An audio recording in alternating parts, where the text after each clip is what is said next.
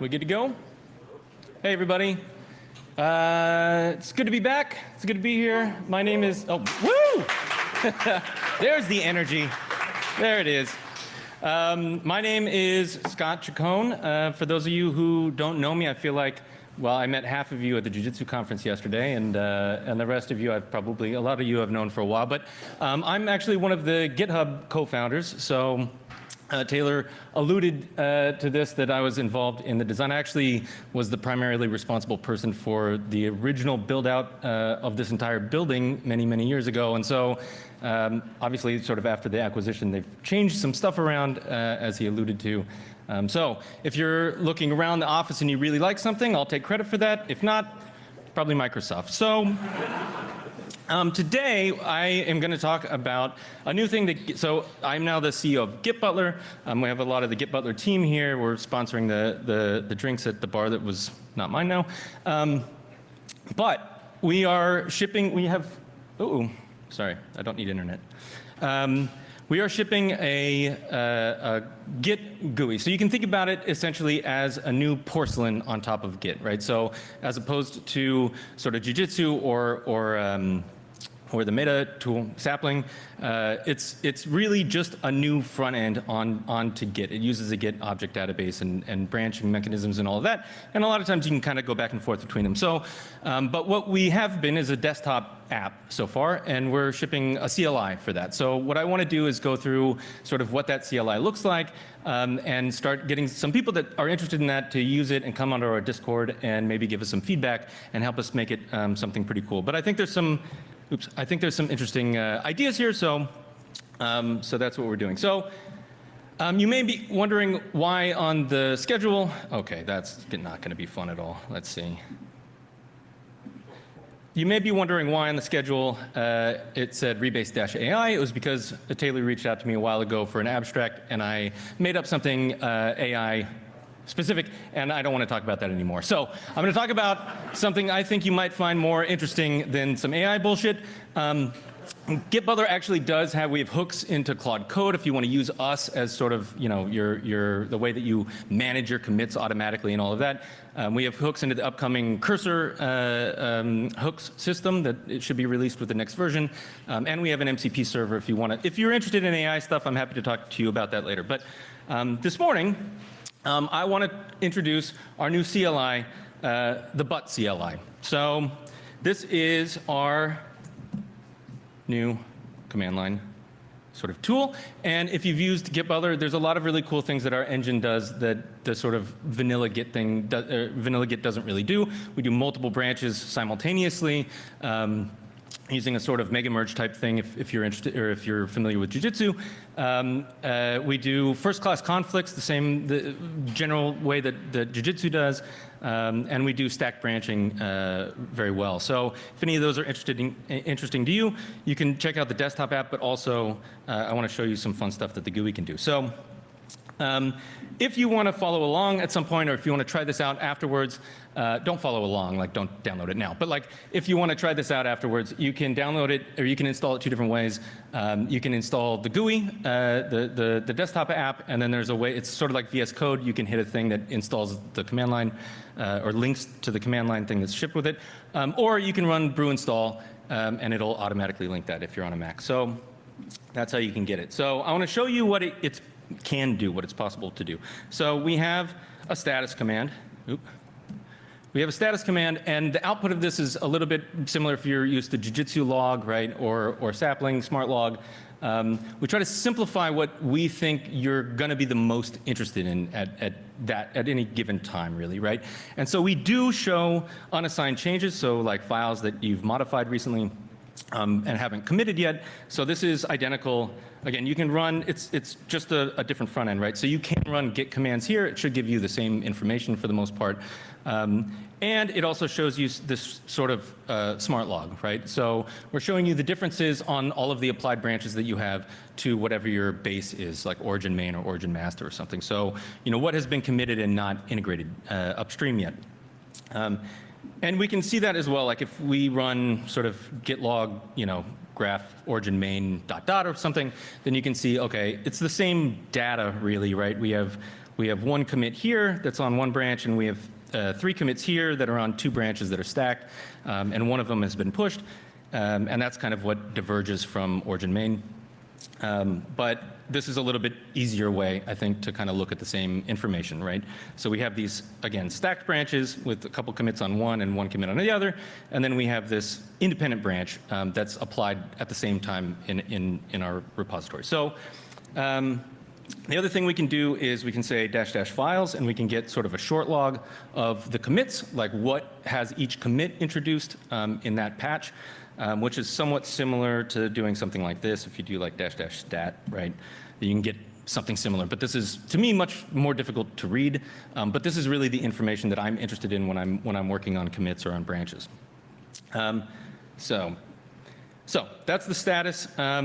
Now let's make some branches. So one of the things that GitButler can do with its engine that Git doesn't do natively is we can have multiple branches applied simultaneously. So if we wanted to commit, if we modified 2 files and we want to commit one in one commit and one or in one branch and have that reviewed by itself, and one in another branch and reviewed by itself, I don't have to switch branches and do those. And I don't have to stack sort of the commits, right? Like do one in each commit or something like that and have it all squished into one branch. This is very common if you are working on like a feature and then you see a bug and then it's like, do I just commit this into the branch I'm working on, or like stash everything and create a new branch, commit and push it and hope it gets integrated and go back and now it's not in there, blah, blah, blah. So what you can do is you can just create them at the same time and put stuff there. And so we can do that. We can do both of those things, right? I can say but branch new, add likes, feature, something, right? And what it will do is it will do nothing. See, this is what happens when you do the demo gods don't smile upon you. Why didn't that work? Yeah. So I think I had one name that earlier. So it creates a new branch, it's separated, and I can start sort of staging stuff and committing it in. The other thing I can do is I can use an anchor, and I can do something like this, which will then stack the branches on top of each other. And we have some tools to help you with stacked branches in GitHub as well, and GitLab. So that's creating branches. The other thing that is interesting about this is that we have multiple staging areas. So if you're familiar with Git and the index, right, and the head, you have one index. You have one staging area that says this is what the next commit is going to be. In GitButler, we have one per applied branch, right? So you can assign any of this work to any of the branches that are actively applied to your workspace and commit to them sort of independently. So I can do that with, I'm going to introduce butrub in a minute. But you can rub these, and you can use the short codes, or you can use the full SHAs or something if you really want to. But in the user interface, we'll show you the short codes so that it's a little bit easier to type less and move stuff around. So I'm gonna put this one in, let's see, Q6, and then I'm gonna put butrub me. That's a happy little accident of this demo into, let's see, T5, and then I look at my status again, and you can see that I do have these sort of unassigned changes still that aren't specific to any branch that I'm working on, but this has its own staging area and this has its own staging area, and I can commit those separately. So on to commits. So we can make commits this way as well. So the easy way, we can, if we've staged stuff and we say this is what I want to go into the next commit on this branch, I can say git commit -o, which is only, and I can say let's commit onto branch Q6 and commit, and then look at my status again, and it only committed that file. I still have these unassigned changes up here. If I want to do everything that's assigned to the branch and everything that's unassigned as well, just kind of like, but not stuff that's assigned to other branches, then I can just say commit, and then it'll, if I have multiple branches, it'll ask me what branch are we trying to commit to at this point, and I can say that, and then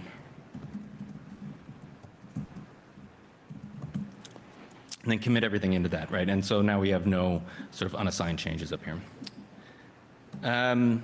Now, I started talking about this for a second, but we have a verb called rubbing, and it's a little bit of a new concept that I like a lot, and I think simplifies a lot of complex things that you need to do in Git if you're doing a lot of amending and squashing and stuff like that. And the way to think about it is, has anybody ever played Minecraft? Of course, you guys are nerds. Everybody's played Minecraft. So you can think about it as like a crafting table, right? So in Minecraft, if you want to make pretty much anything, you take 2 simpler things or 3 simpler things or something, and you put them on a crafting table and you make something more complex, right? So you get some planks, you know, from cutting out a tree, you get some books and you craft them together, and now you have a bookshelf. And so Rub is very similar to that. So there's a whole bunch of things that we can do with butrub. We can assign changes, which I already showed. We can unassign changes. We can amend commits. We can squash commits. We can uncommit either files from a commit or commit entirely.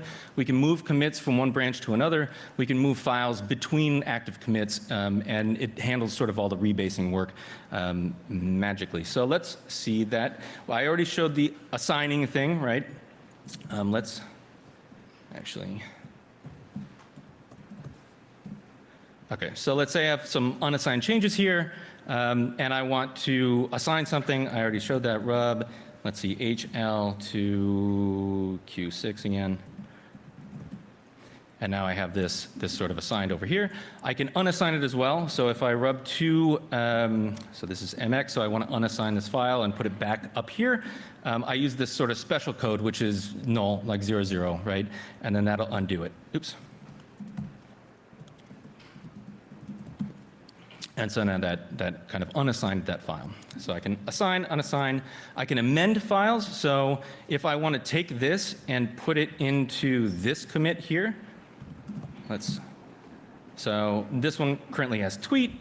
Let's say I want it to have testing as well. I want to put it in this commit, right? So I'll do 21. And now it's essentially amended that commit, right?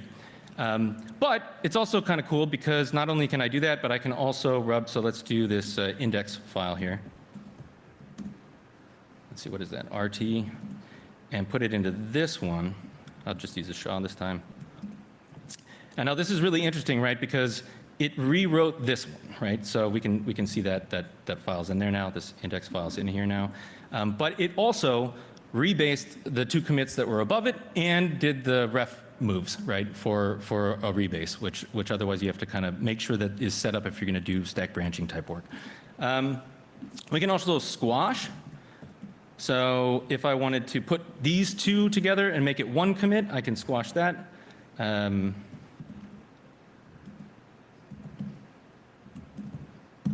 And now I have 1 commit there that has the changes in both of them, and it's put the 2 commit messages together, and I can go and edit the commit message later if I want to. I can uncommit. So let's say that I want to get rid of this. I'll just go back for a second so I have more data to work with. Let's say I wanted to uncommit this one, right? So I can rub the whole commit into null, and that uncommits it, and does the same thing, sort of rebases anything that was above it and moves all the references properly. And now it looks like I just didn't have that commit. It just takes the changes that I had and puts it back into unassigned. Yes, I want a dictionary definition. That's what I want, Mac. I can also move commits, right? So if I want to move, let's say this commit out of here and put it over here on this one, I can rub that way. Q6. And now it's taken everything that was introduced in that patch and moved it over into a different branch. And so if I push that to GitHub, it looks like kind of that's there. And then I have this sort of empty, dependent branch on the bottom here. And I can also move files, right? So I can, let's see, I can move this file into this commit above it, right? And again, it just, you get the idea, right? Like pretty much any 2 things that you see, you can put them together and it'll do more or less what you would intuit that you want to do there. Let's see, so what else? So that's rubbing. What makes that kind of interesting now is that you can use this to split commits, right? So instead of having like a but split command or something like that, what you can do is you essentially do what you would do in Jiu-Jitsu. You can create a new commit pretty much anywhere, and then you can rub stuff around in there. So if I do but new A9, you do kind of wherever you want it to start above that. And now I have this empty commit, and I can do it sort of Jiu-Jitsu style for those. How many of you have used Jiu-Jitsu, by the way? Raise your hands. Okay, so most of you know what I'm talking about here.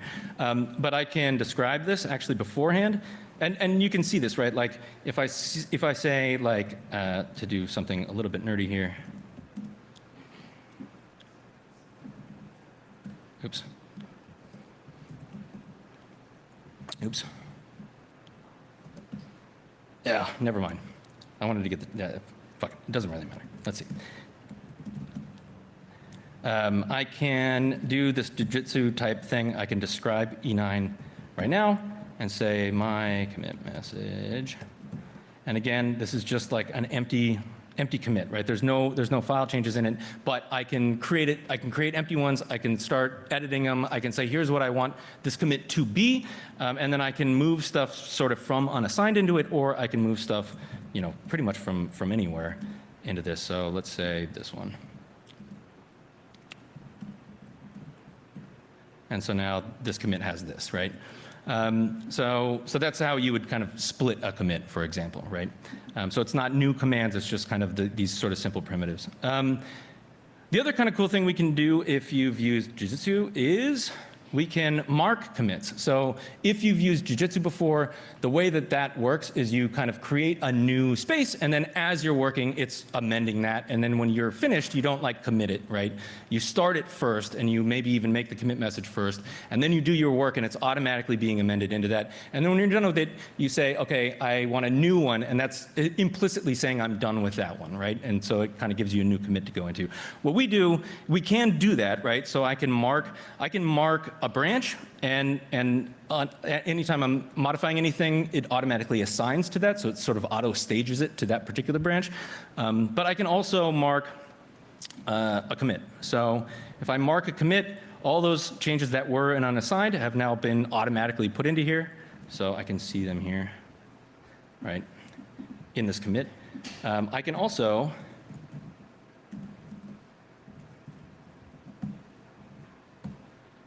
and it's automatically amending that commit. But what's also cool is that, unlike Jujitsu, I can mark any commit. I don't have to do the last one, right? So now I can mark this commit, and now, let's see what's in there right now. Just this tweets file. So if I echo new, I don't know. I don't know why I'm doing that. Then I can see that it's automatically amended a commit 3 commits down, which has then had to rebase everything on top of it and move all the references, right? So it's pretty nice. So let's unmark now. Okay. And we also have an operations log. So again, if you've used Jujitsu, one of the nice things is the operations log. I don't know how many times you guys have successfully used reflog to figure out where you are or how to get back to a known state. I have written a book on this, and I fuck it up almost every time I try to use it. So I feel like and it's mostly a usability problem, right? There is some stuff that reflog does not capture that we do capture.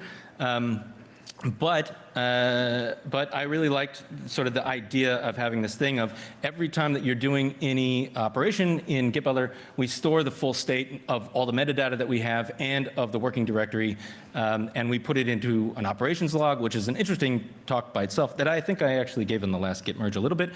But it allows us to do stuff that similar to what you can do in Jujitsu, so you can do sort of undos, right, and it'll go back a step, or I can find any of these points in time here and restore back to that. And so now I just kind of go back in time, right? Operations log.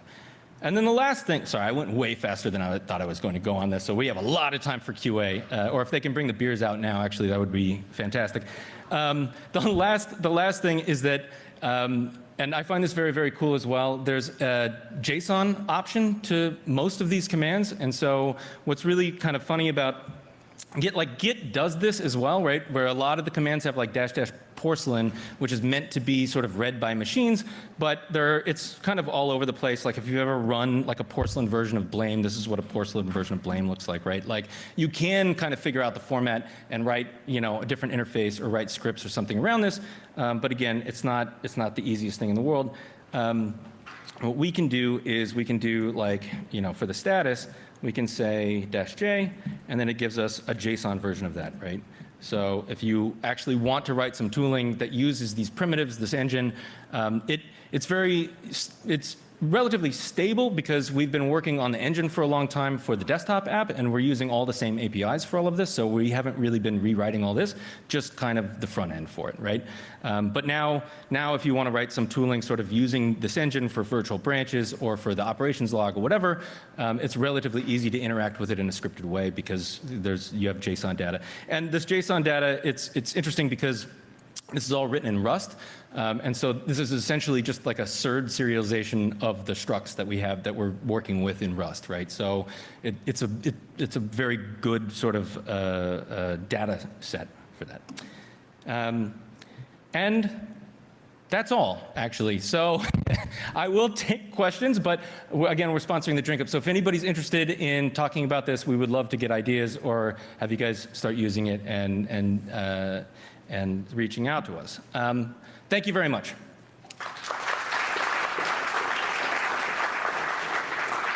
I already have a quote. Yeah. So you showed granularity at a file level, but can you get down to like hunks, lines, words, things like that? So you can right now in the GUI. And so it is possible to do. What we don't have is a way of doing the shortcodes right now. So we have a spec for that, and it's not that, like the API is there, we just don't have the UI for it. The UI is very new, right? So, but yes, that it is completely possible to do that. Yeah. So you showed a lot of rebases happening under the hood. Yeah. And what happens when those rebases have conflicts? Like how deep a hole do you dig in yourself and how do you get out of it? So it's almost identical to the way that Jiu-Jitsu does it. So we do first-class conflicts the same way, and we store it in a very similar format. So we'll store a special trees in the commit header and mark it as conflicted. And so if you run into a conflict in one of the rebases, it will still work, right? And then you run status, and then you see these 3 commits are conflicted, and then you can edit them. Right now, you can only do this in the GUI, so this is some of the tooling that we have to bring to the command line. But essentially, you say like but edit, and then that commit, and it will check that out in sort of a detached head type state, and then you fix that and finish it, and then it does the rebase again, and if it could fix all the conflicts, or it could cause more conflicts or whatever, right? It's exactly the same sort of workflow. And we don't let you push them. I mean, you can push them, right? Like all the Git commands still work here. So like all of those branches and stuff, I can just push to GitHub. So I can push stuff with conflict headers in it, right? But it's kind of similar to Jiu-Jitsu. Yeah. Oh, yeah. So I think maybe you just answered my question about pushing. With all this rebase happening, what are you doing to prevent people who have created and pushed some of these branches up and somebody maybe branched off of it, and now suddenly got rebased and got pushed up again? And now you have a whole group of people here with you. Yeah, I mean, it's the same problem with any tool that's good at rebasing, right? Which is like if you're using Garrett, it's great. If you're using GitHub, it's a little bit more problematic, probably, right? Because you do have to force push these things if you're doing stuff that's pushed. I mean, you can see actually in this output which one. So this one is different on the server than it is locally. Like by the icon, I can tell that. If I push something, it'll be green, and I can see it matches. What we do in the GUI, and we'll probably do something very similar in the CLI, is we do sort of prefetching in the background fairly regularly in the GUI. So here, I think we'd have to have some other way of doing that. If you have the GUI running in the background as well, then it will, like, they use the same database and the same APIs and stuff. So there's no difference between clicking on stuff in the GUI and running the commands on the CLI. But they see each other's work and whatnot. But the way that we handle that is we do a prefetch, we show you that it's diverged, we show you which commits they have and which commits you have.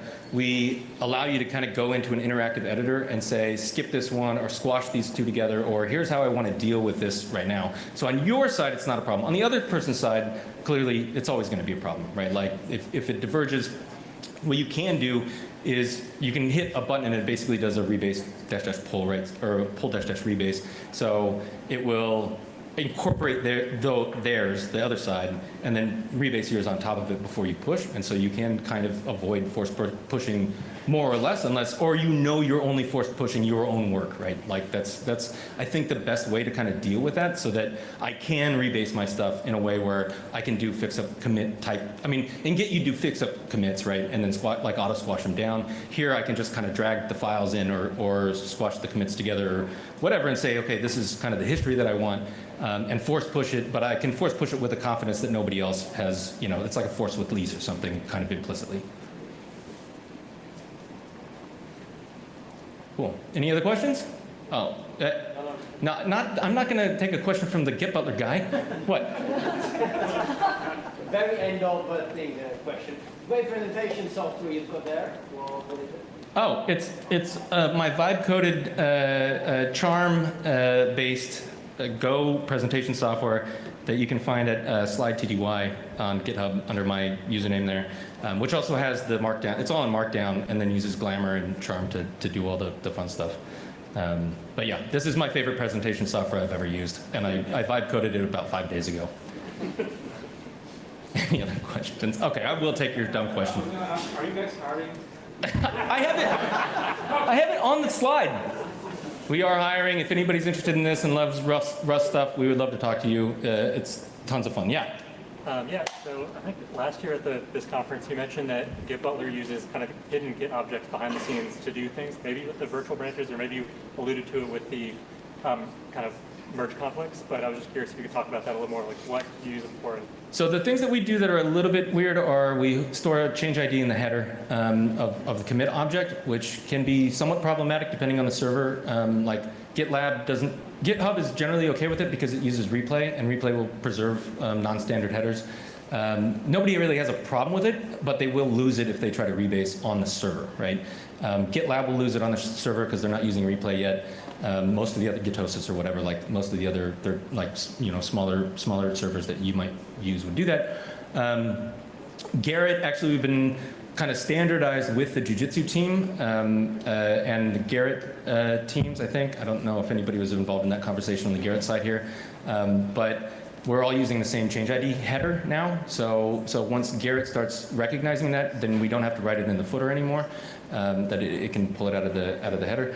So yeah, we're trying to kind of so that can be problem when you do a conflict. Again, we do this very similar thing to Jiu-Jitsu. So we store a bunch of weird tree information. Like the tree looks really bad, right? If you actually try to check it out, and really just check it out, and there's like a README that says you shouldn't have checked this out.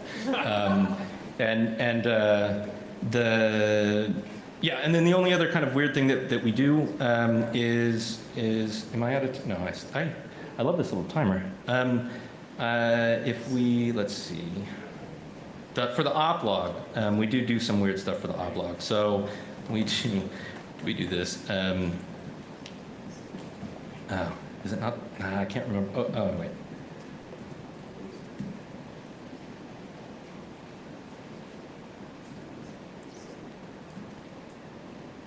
So we do have this, right? So you can run git log and see sort of the op log, the operations log format. We keep in its own sort of Git history, and then we take the head of that so that it doesn't get GC'd, and we put it into the fourth entry down of a ref log that we control and rewrite all the time, so that you don't see it when you run git branch or git log -- all. A lot of times if you have stuff that, you know, like weird formats or whatever that you're storing, and like I see this a lot with people trying to keep ticketing information in Git or something like that, and it's always a pain in the ass. So what you can do is, to keep it from getting GC'd, is to have it reachable in some hidden ref log thing that nobody will ever find, right? But yeah, for the most part, the only real problem that we have is in order to do the virtual branch stuff of having multiple branches, because Git only has one head and one index, it really doesn't like the idea of having multiple branches. And so we write this you might have seen this workspace commit, right, that is sort of a mega merge of all of the branches you have, so that when you run git status, or if you're using like an editor or something, the git status output is what you would expect, right? Like it sees all of the commits in all of the branches that you have applied, and it sort of it knows that that's all of those changes are committed, and then, you know, any other stuff is what comes up in git status. So we do have to do that. We're trying to get away from that. So if you're only on one branch, we don't do that at all, and it just acts like a totally normal Git client. But once you have a second branch, we have to do it so other tools don't break, which is, if you commit on top of this, it's a little hairy, and we have to try to find that and fix that. Anyways, longer answer than you were maybe looking for, but yeah, that was it. I think I'm out of time now. Thank you so much, and see you at drinks.